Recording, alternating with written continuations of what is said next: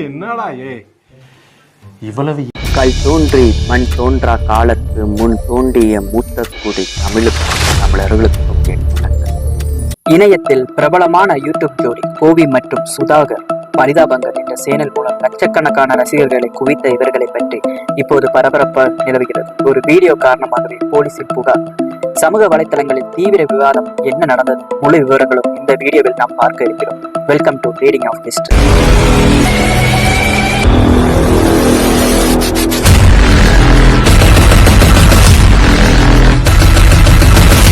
கோவி மற்றும் சுதாகர் முதலில் நையாண்டி தர்பார் மற்றும் மெட்ராஸ் சென்ட்ரல் சேனல்களால் அறிமுகமானவர்கள்.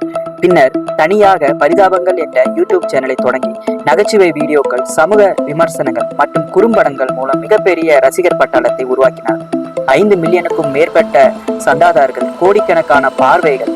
தமிழ் யூடியூப் உலகில் ஒரு தனி இடத்தை பிடித்த சேனல் இது. சில நாட்களுக்கு முன் இவர்களின் சேனலில் சொசைட்டி பாவங்கள் என்ற தலைப்பில் ஒரு வீடியோ வெளியானது. இந்த வீடியோவில் ஒரு குறிப்பிட்ட குடும்ப மோதல் சம்பவத்தை சமூக மோதல் போல் காட்டியிருக்கிறார்கள் என்ற குற்றச்சாட்டு எழுந்தது. வழக்கறிஞர் தனுஷ்கோடி என்பவர் இந்த வீடியோ ஒரு குறிப்பிட்ட சமூகத்தை இழிவாக காட்டுகிறது, சமூக இடையே வெறுப்பு உண்டாக்கும் விதமாக உள்ளது என்று கூறி கோவை மாநகர காவல்துறை ஆணையரிடம் புகார் அளித்துள்ளார்.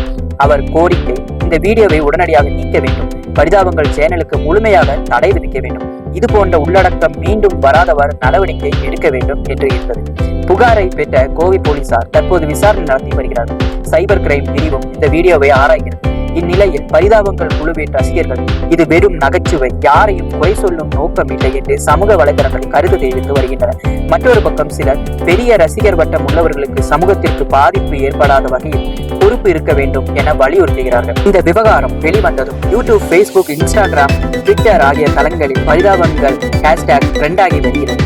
வீடியோவை நீக்க வேண்டும் என கூறும் பதிவுகளும் பரிதாபங்களுக்கு ஆதரவாக வரும் பதிவுகளும் இரண்டும் சமமாகவே இருக்கின்றன. இதனால் இப்போது முழுக்க பரிதாபங்கள் என்ற பெயர் தான் தமிழ் இணையத்தில் பேசப்படுகிறது. பரிதாபங்கள் விவகாரம் இன்னும் விசாரணை நிலையில் தான் இருக்கிறது. இது வெறும் ஒரு சர்ச்சையா அல்லது சட்ட ரீதியான விளைவுகளை கொண்டதா என்பது வரும் நாட்களில் தான் தெரியும். பிரபலங்கள், யூடியூபர்கள், இன்ஃபுளுசர்கள் இவர்களின் ஒவ்வொரு வார்த்தையும் காட்சியும் லட்சக்கணக்கான மக்களிடம் சென்று சேரும். அதனால் ஒரு சிறிய உள்ளடக்க தவறை கூட பெரிய விவாதமாக மாறக்கூடும். நீங்கள் என்ன நினைக்கிறீர்கள்? பரிதாபங்களின் சொசைட்டி பாவங்கள் வீடியோ வெறும் காமெடியா அல்லது சமூகத்தை பாதிக்கக்கூடிய ஒன்றா? உங்கள் கருத்தை கமெண்டில் சொல்லுங்கள். இது போன்ற தற்போதைய செய்திகள் மற்றும் தகவல்களுக்கு நம்முடைய ரீடிங் ஆஃப் ஹிஸ்டரி சேனலை சப்ஸ்கிரைப் செய்து பெல் ஐக்கானை கிளிக் செய்து வைத்துக் கொள்ளவும். நன்றி, வணக்கம்.